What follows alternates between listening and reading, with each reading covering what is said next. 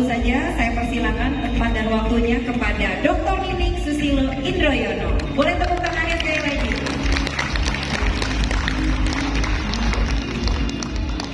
Terima kasih. Selamat pagi menjelang siang, Bapak Ibu sekalian. Assalamualaikum warahmatullahi wabarakatuh. Om Swastiastu, Namo Buddhaya, Salam Kebajikan.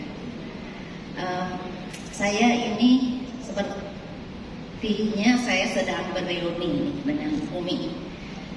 Sebelum saya memulai, saya ada slide-nya ya. Slide-nya ada nggak? Udah. Ada ya? Oke. Ini saya jalan-jalan. Ini saya jadi bernostalgia karena tahun 2009 tuh saya membuat riset unggulan UI. Saya dosen di UI untuk program ultramikro. Dalam perjalanannya saya menawarkan ke Pemda Depok, tapi Pemda Depok belum bersedia. Ini yang merah apa yang ini?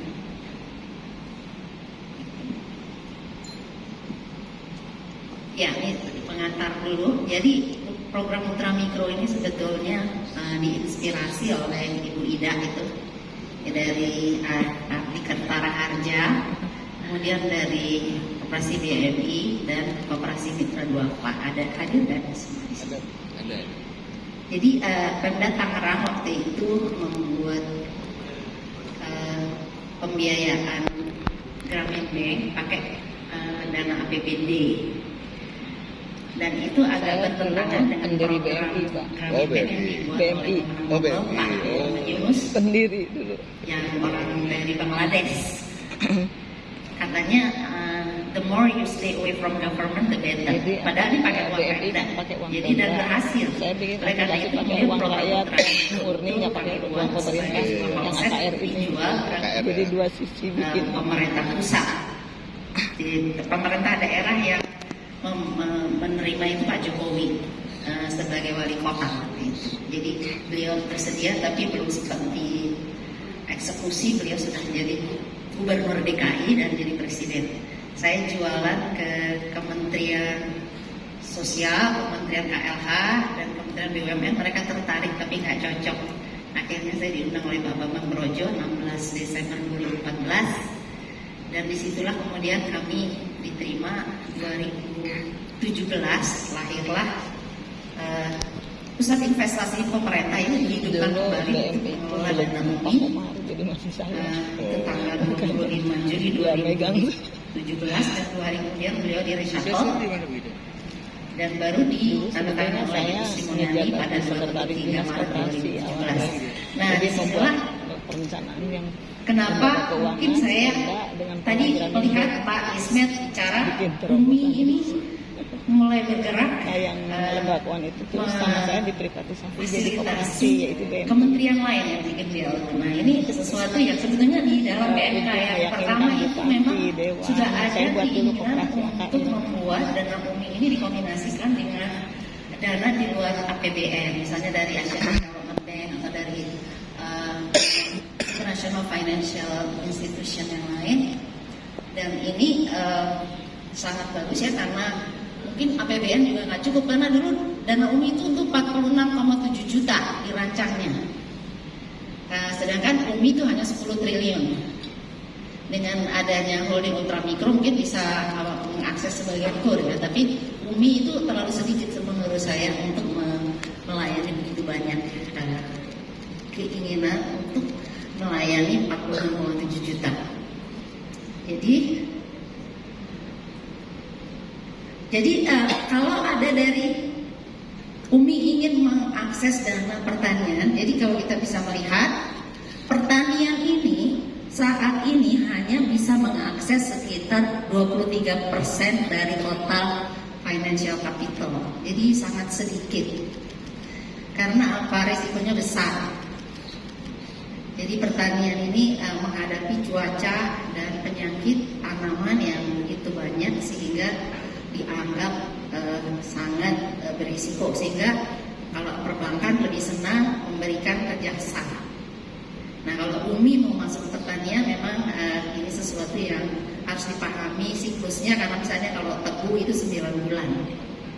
Jadi kalau disuruh nyicil sebelum 9 bulan itu agak aneh. Belum ada hasil soalnya. Ya kalau jagung 3 bulan. Jadi mungkin itu nggak ada cicilan tapi langsung dibayar pada saat panen. Jadi ini sesuatu yang akan menjadi kendala tersendiri ya.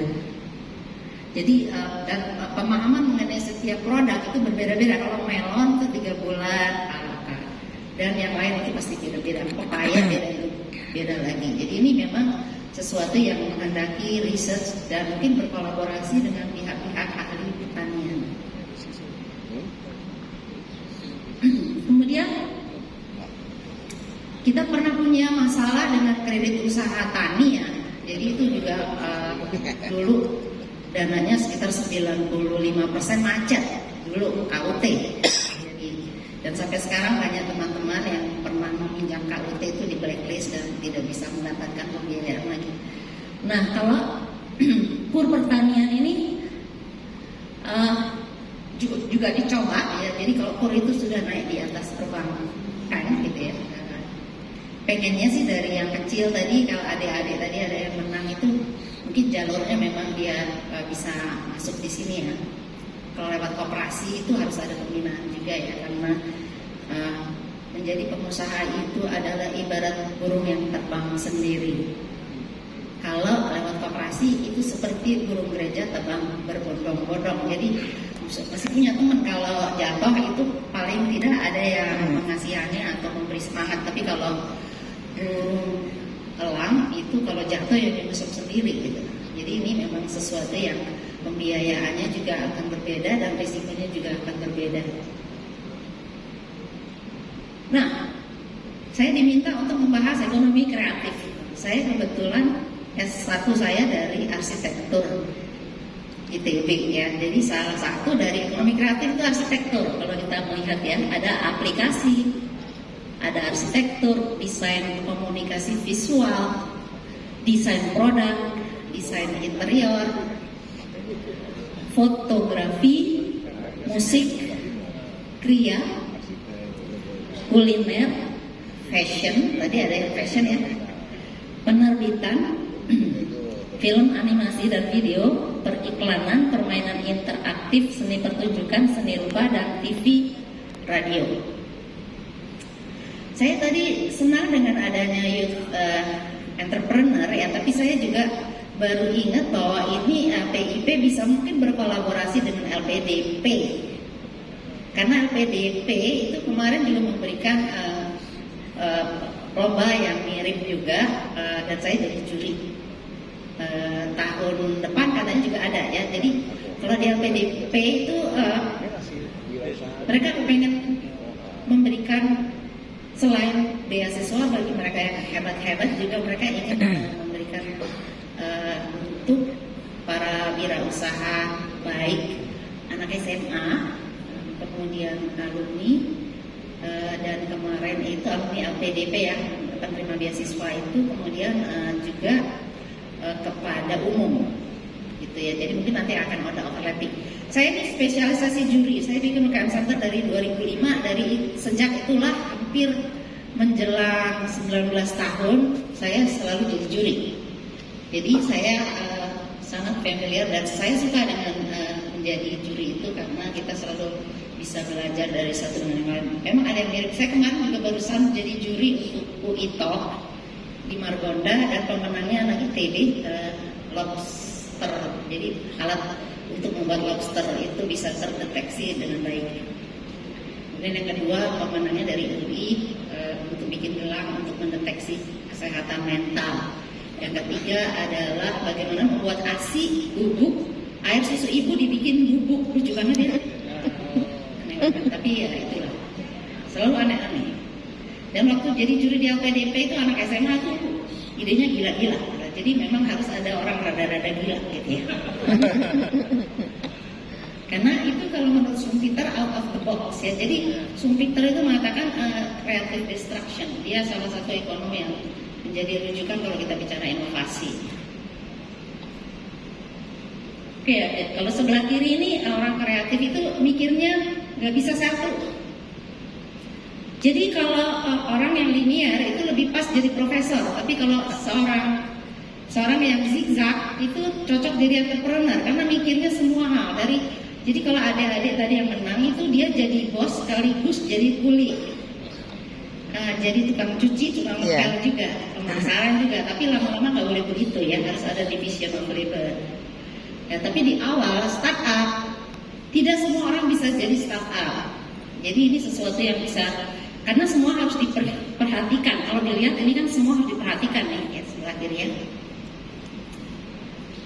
Jadi mikirnya paralel, tidak bisa linear. Nah, kalau lihat sumbangan ekonomi kreatif itu kalau dilihat dari angkanya sebelah kiri, ini makin lama makin besar kalau dilihat dari gambarnya.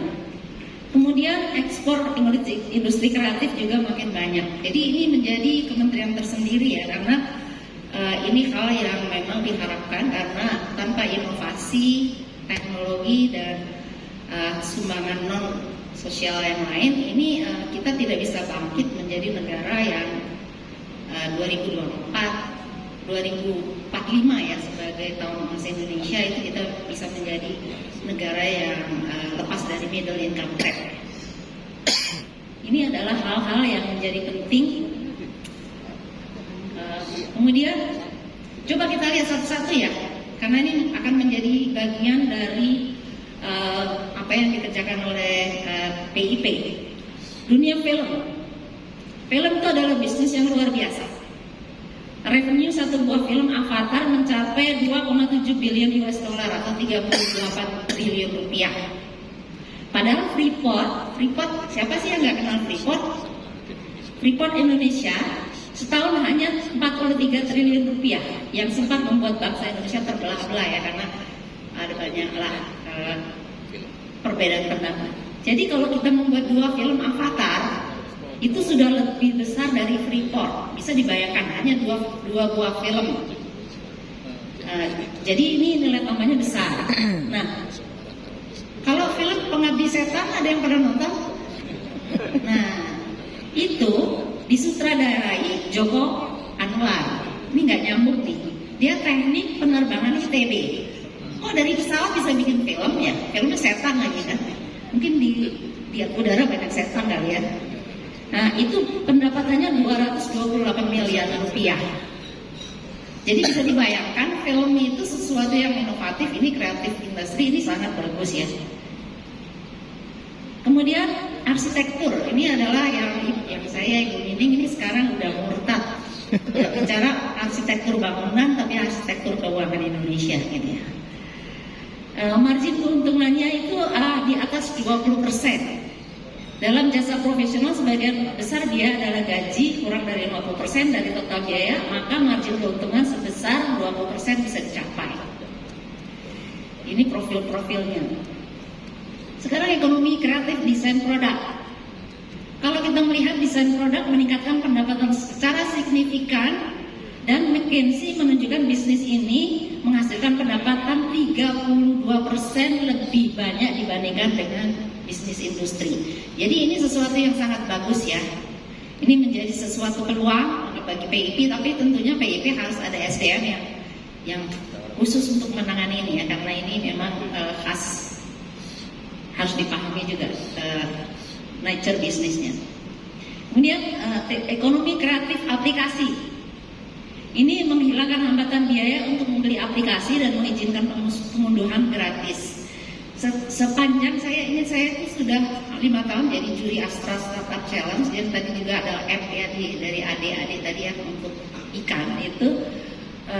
Sepanjang banyak lomba-lomba yang saya menjadi juri, itu banyak sekali aplikasi yang dibuat oleh adik-adik semua.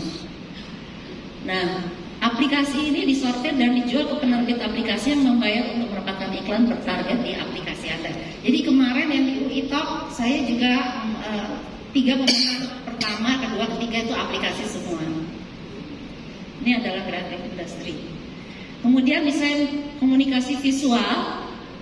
Ini kalau kita melihat tadi ada yang bikin dari tambal-tambalan ya. Ini komunikasi visual dilatih secara luas Kemudian desainer grafis itu bedanya, kalau desainer grafis itu tidak dikomunikasikan secara visual. Jadi tadi yang punya fashion tadi harus dijual secara online ya. Jadi tidak ada webnya khusus. Dan di sini harus ada media digital dan cetak, situs web, aplikasi seluler dan banyak lagi. Dan ini memberikan keuntungan yang besar. Kemudian komunikasi kreatif desain produk. Di sini kalau kita melihat ini angkanya dalam US dollar, saya belum sempat membuat dalam Indonesia. Desain produk freelance menghasilkan sekitar 73.926 per tahun di Amerika, ini dikalikan 15.000 aja sekarang. Jadi rata-rata desainer produk adalah sekitar 98.000 di atas gaji rata-rata nasional. Jadi kalau kita melihat desain produk ini lebih sejahtera dibandingkan rata-rata penduduk Amerika Serikat yang setahun hanya 59.000.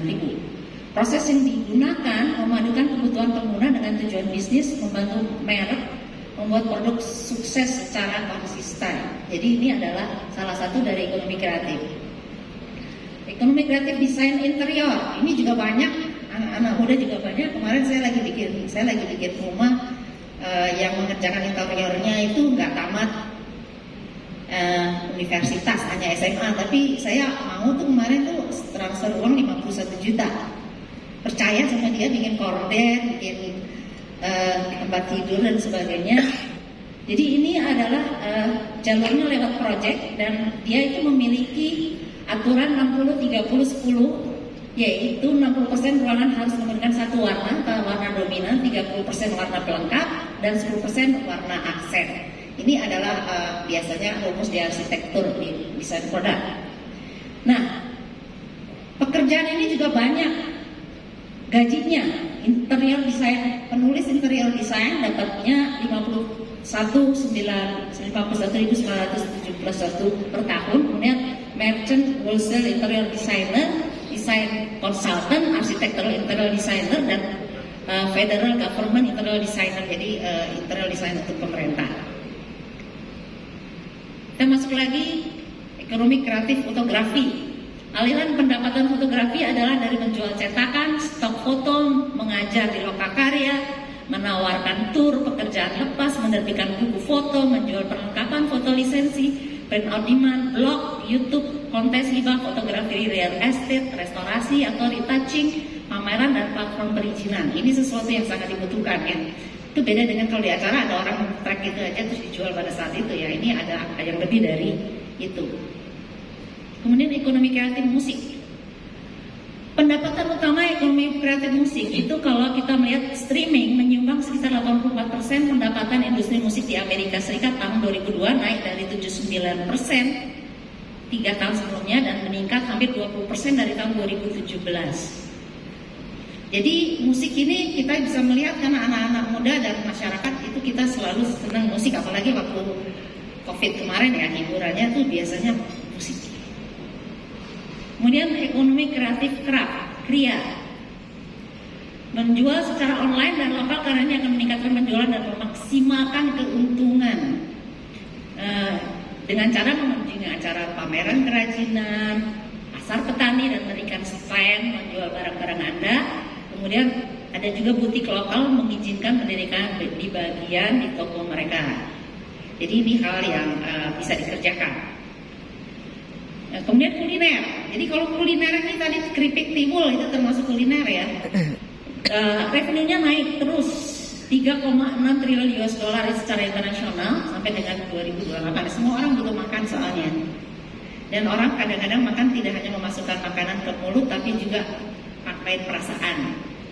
Soalnya kalau kita melihat kalau minum kopi di pinggir jalan itu 5.000 dapat kopi gunting. Tapi kalau begitu masuk di sebuah produk yang keren ya, saya nggak sebut nama nanti dibilang saya mengiklankan, di mall sebelah ini bisa sampai 25.000 per gelas. Jadi bisa 5 kali lipat.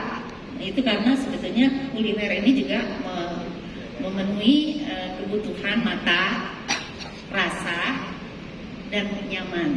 Jadi tidak hanya sekedar memasukkan makanan ke mulut. Fashion. Ini tadi sudah ada nih contohnya tadi ya, pakai baju tambalan pun bisa. jadi perancang busana, fotografi, mode, kemudian model retail. Jadi kerja sama penjualan dengan produk-produk yang lebih keren gitu, yang lebih punya brand. Bekerja sebagai humas, pakai YouTube, sebagai konsultan mode dan influencer gaya. Kemudian penerbitan ini juga pendapatan penjualan terbesar di Amerika Serikat, diikuti oleh Jerman, Jepang, Inggris. Indonesia belum ada datanya soalnya. Tapi kira-kira ini akan menjadi sesuatu banget ya untuk anak-anak yang suka di penerbitan. Beberapa kali saya melihat anak-anak muda yang masuk di nomini di lomba kewirausahaan, banyak juga yang mengerjakan ini. Misalnya bikin buku sekolah, buku akhir sekolah itu, buku angkatan. Setiap angkatan itu ada dikerjakan oleh tim kreator untuk penerbitan. Kemudian ekonomi kreatif, film, animasi, dan video. Di sini kita melihat produknya, ini satu contoh aja, Finding Dory. Langganan Netflix dan Hulu melampaui penjualan DVD tahun 2016, meningkat lebih dari 30% menjadi 9,5 miliar US dollar. Jadi kalau kita bicara mengenai film animasi, saya melihat di sini anak-anak muda banyak sekali yang bisa animasi.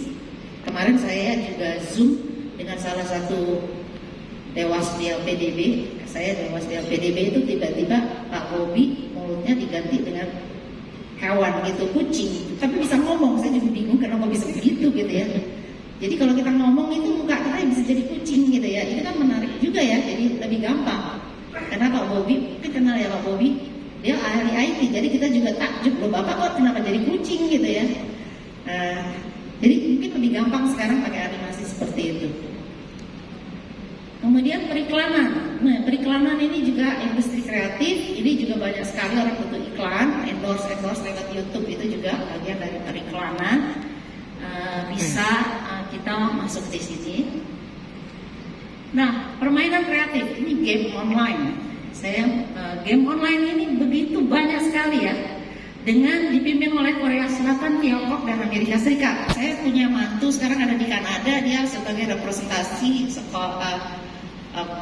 sebuah perusahaan online game yang orang Indonesia punya, Agate namanya.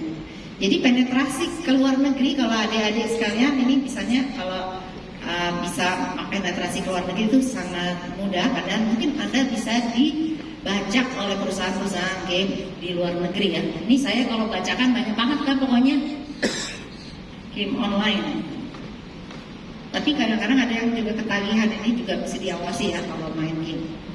Kemudian seni pertunjukan, tentu saja seni pertunjukan ini juga sangat menguntungkan kalau kita melihat industri seni pertunjukan di Amerika Serikat bernilai 44 miliar US dollar.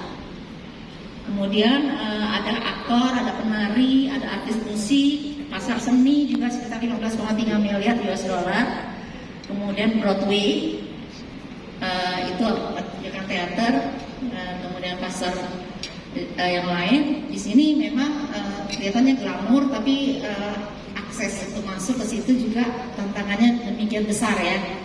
Tidak mudah juga masuk industri di sini ya, karena menjadi artis.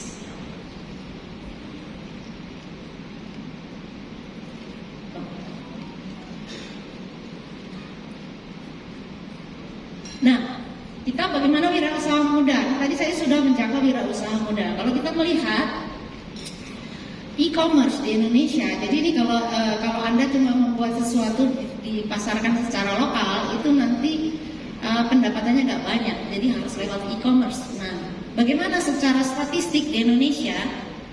Jadi di sini antara laki dan perempuan tuh hampir seimbang.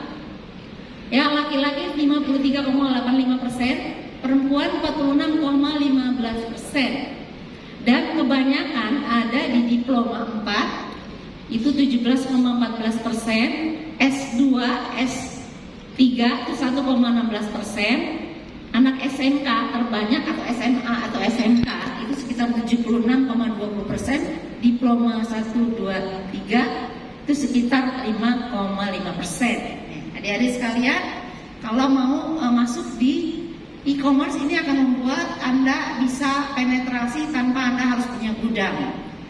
Jadi yang paling susah itu adalah punya gudang, mahal sekali. Dan sekarang kalau kita lihat banyak mall-mall yang tidak ada pembelinya. Jadi banyak mall-mall sudah jadi mall hantu sekarang ini.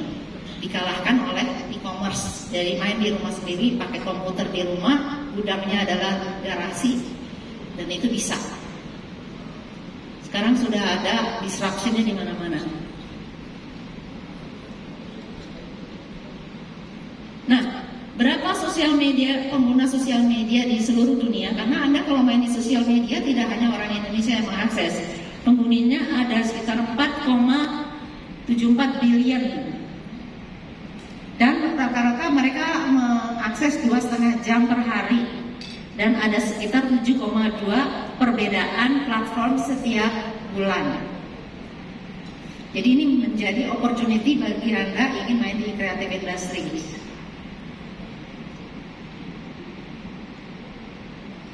Nah, e-commerce ini kalau di Indonesia ya, kita lihat e-commerce di Indonesia sampai Desember 2001 itu sekitar 32,23% adalah para pengusaha itu melakukan e-commerce. Jadi kalau perusahaan Umi ini pengen menjadi besar, itu memang harus mengakses e-commerce. Mungkin harus ada pelatihan kali Pak Ismet. Ini ada banyak pelatihan kemarin, perusahaan swasta juga banyak CSR-nya memberikan pelatihan e-commerce. Saya kemarin diminta salah satu perusahaan telekomunikasi nasional yang untuk melakukan pelatihan e-commerce. Kemudian apa jenis-jenisnya? 41,5% makanan dan minuman, 16,25% adalah fashion, 9,67% kebutuhan rumah tangga, 6,85% kosmetik, 6,17% jasa transportasi. Kemudian metode pembayarannya 83,1% cash on delivery atau tunai, transfer bank sekitar 12,5%, e-wallet 2,25% dan kartu kredit sekitar 2,08%. Jadi ini sudah main tadi, makanya digitalisasi dari keuangan ini menjadi sangat penting ya. Kalau tidak kita jadi ketinggalan zaman. Nah, kemudian e-commerce Indonesia versus dunia dan anak muda. Jadi kalau kita melihat ini tahunnya tahun anak muda semua deh. Jadi tepatlah PIP masuk ke youth ya. Sebab itu harus digarap. Mereka suka pakai jejaring sosial, makin tua makin suka search engine. Jadi beda seleranya kalau kita sudah generasi kolonial ini sukanya search engine, kalau anak-anak muda itu pakai media sosial yang lain. Milenial itu 57,85% pemilik usaha e-commerce di Indonesia. Jadi milenial itu adalah antara 25 sampai 44 tahun itu pakai e-commerce. Sedangkan generasi Z itu 4,9%. Generasi Z itu di bawahnya, masih 15 sampai 24 tahun. Nah, jadi kalau kita melihat dari sini, makin muda makin suka memakai jejaring sosial. Yaitu kita melihat bahwa kalau di Indonesia rata-rata orang-orang Indonesia itu tadi kan 2,5% ya sosial. Kalau di Indonesia orang main di jejaring sosial itu sekitar 5 jam per hari. Kita nomor 2 terbanyak sesudah Kenya. Nomor 3 adalah Brazil. Jadi orang Indonesia tuh lihat, coba aja nggak bisa lepas dari HP kan? Itu 5 jam sehari itu rata-rata.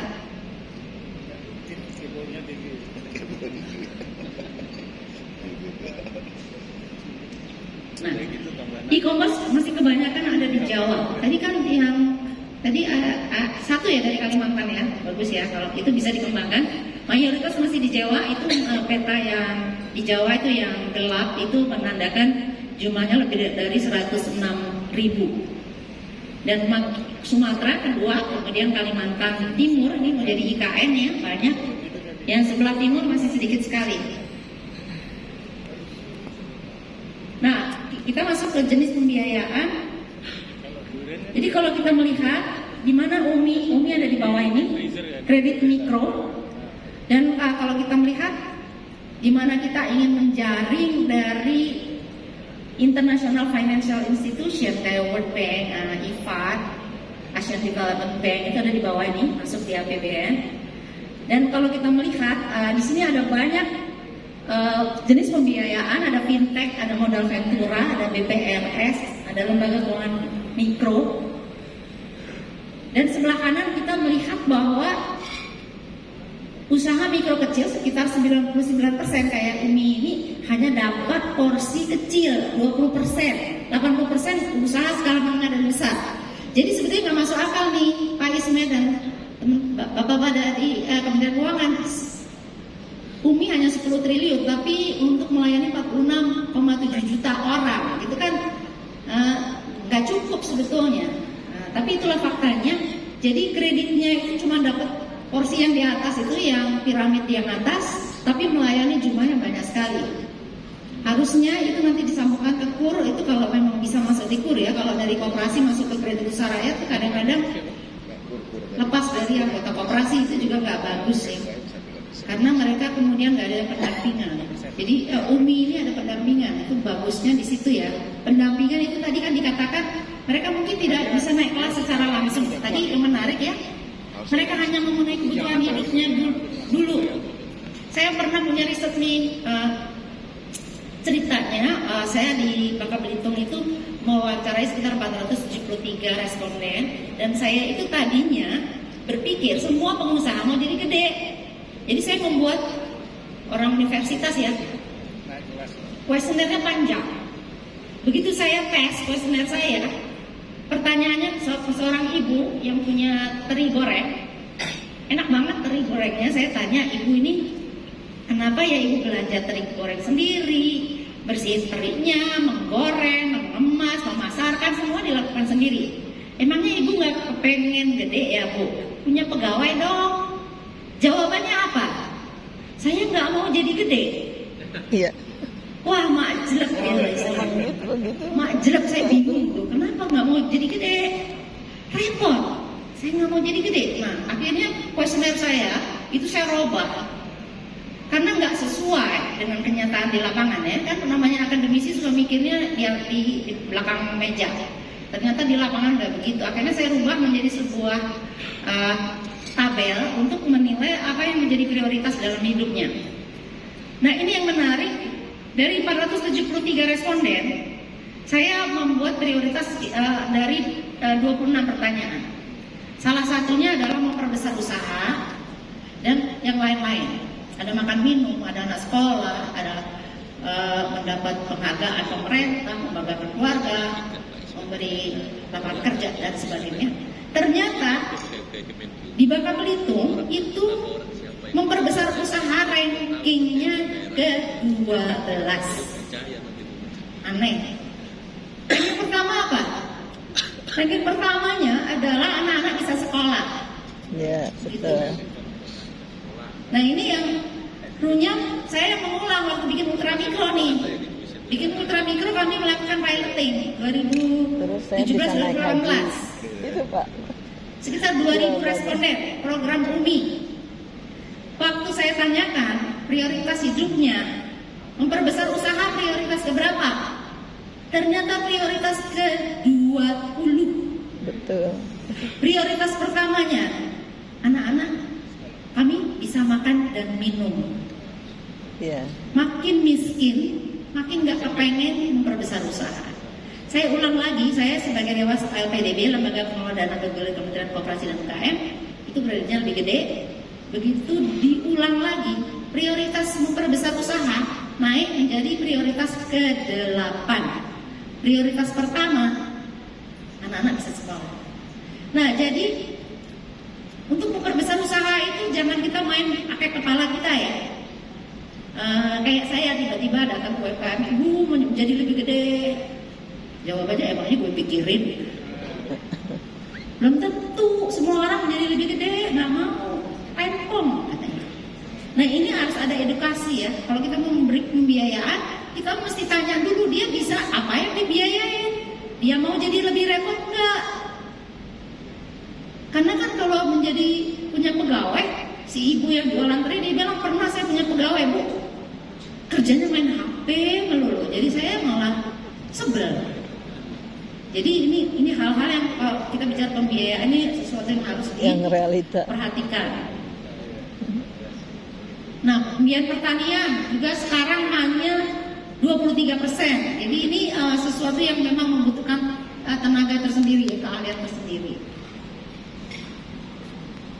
Nah, ini kebetulan jadi seperti tadi ya, pembiayaan pertanian ini kalau untuk bapak-bapak yang mengelola UMI ya, sebetulnya peraturan Menteri Keuangan pertama untuk UMI itu memang memberikan kemungkinan jadi international financial institution untuk ikut membiayai karena untuk memperbanyak yang 10 triliun ini.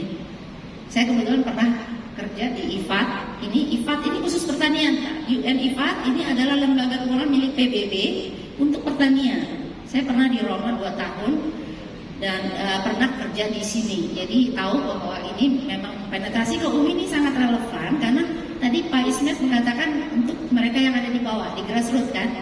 Ini IFAD ini banyak Pak. Jadi kalau berkolaborasi sama IFAD itu sangat cocok. Saya kira Kementerian Keuangan sudah melakukan kolaborasi sebetulnya. Cuman ada di bagian mana gitu ya. Mungkin kalau PIP bisa berkolaborasi itu bagus juga. Karena saya pernah mengevaluasi 12 proyek UN IFAD di Cina, di daerah Gansu Province yang 95% penduduknya miskin dan Muslim. Di sana banyak masjid ya. Kemudian ya memang mereka memiliki kisi-kisi tersendiri ya. Kalau misalnya program UMI kalau kita evaluasi dari narik kelas jumlah aset dan omset itu jadi agak misleading karena mereka mungkin memang tidak kepengen jadi besar. Jadi sebetulnya mereka dapat pembiayaan itu karena kepengen menjadi lebih sejahtera. Tapi secara omset itu tidak jadi lebih besar karena mereka itu juga harus bayar anak sekolah dan sebagainya. Nah ini adalah rumus yang saya kira Ibu Bapak sekalian dari lembaga keuangan sudah sangat familiar. Ada kapasitas, kapital, kolateral, kondisi, dan karakter. Ini 5C yang biasa banget. Jadi Ibu Bapak sekalian kalau memang ingin mengembangkan digital harus juga luangkan waktu untuk bertemu. Bapak Ibu sekalian kalau mentang-mentang digital terus semuanya bisa diwakilkan lewat online, nggak bisa. High touch harus sering bertemu. Itu sifatnya microfinance, harus sering bertemu, silaturahim kayak sekarang ini Bapak Ibu sekalian. Kita bertemu di sini bersilaturahim, saling sharing, memperkuat satu sama lain itu sangat perlu. Kalau microfinance itu beda dengan high tech ya. High tech ini high touch, kita saling menyapa. Nah kemudian kalau yang wirausaha muda tadi adik-adik yang sudah memenangkan tadi itu dalam prosesnya sering melewati sebuah proses mati. Jadi jangan kaget ya, mati berkali-kali nggak apa-apa deh, nyawanya kan banyak. Jadi ada proses ya, melewati valley of death. Jadi ini sesuatu yang harus diperhatikan karena nggak semua usaha itu akan sustain. Harus bisa dilewati proses ke bawah dan ini akan menghabisi sekitar 90% dari nilai kesuksesan. Jadi sukses rate-nya hanya 10%. Kalau bisa survive, alhamdulillah. Tapi ini harus menjadi sesuatu yang harus diperhatikan. Bukan untuk nakut-nakutin ya maksudnya, tapi diperhatikan. Nah kemudian strategi pembiayaan kita membagi menjadi 4 kuadran. Pertama adalah startup yang paling kiri. Yang paling kiri ini startup, kiri atas. Itu misalnya ini adalah yang banyak tadi yang masuk di dalam lembah kematian tadi. Sarannya adalah selain dari pembiayaan UMI mungkin melakukan crowdfunding. Kemudian shape up ini adalah jenis usaha yang sudah nggak relevan. Mungkin adik-adik, bapak ibu sekalian masih ingat zaman dulu main Tamagotchi. Ya. Tamagotchi sekarang udah nggak ada ya? Ya, udah nggak ada. Udah nggak ada lagi yang mau main itu. Ya ngapain bikin lagi Tamagotchi kan? Perusahaannya mendingan beralih ke yang lain. Terus dulu ada namanya Kodak. Kita kan motret tuh pakai Kodak, sekarang nggak ada lagi kan? Jadi memang ada beberapa yang kita dengan adanya teknologi yang berkembang itu ada yang shape up. Jadi harus reinvent dari model. Kemudian yang paling kanan atas itu adalah scale up. itu adalah misalnya kalau udah berhasil bikin franchise nih ya sebelah kanan, terus yang kanan bawah ya itu adalah secure the model. Jadi kalau misalnya adik-adik tadi yang menang itu kalau memang bisa menguntungkan itu modelnya model bisnisnya itu bisa dilanjutkan ya, secure dulu ya. Dan kemudian bisa dilanjutkan untuk bisa masuk di scale up. Ini adalah jenis-jenis dari proses perkembangan usaha yang mungkin pembiayaan juga harus, bukan mungkin lah, para pemberi kredit itu harus paham juga bahwa para pengusaha itu melewati proses seperti ini.